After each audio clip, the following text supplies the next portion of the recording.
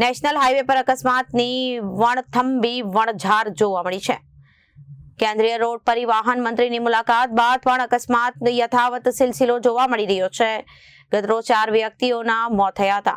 આજે વધુ 3 વ્યક્તિઓના મોત થયા છે।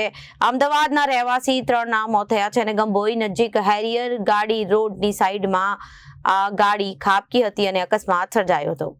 નેશનલ હાઈવે પર અકસ્માતની વણથંભી વણઝાર જોવા મળી હતી।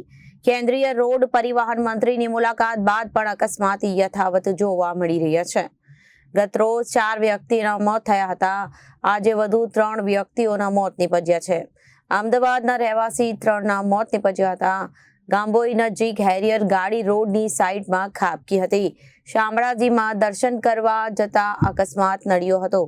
અકસ્માતમાં 3 લોકોના મોત થયા છે અને 1 ગંભીર રીતે ઘાયલ થઈ છે। આયુષ પટેલને ગંભીર હાલતમાં પ્લુટો હોસ્પિટલ ખસેડવામાં આવ્યા હતા।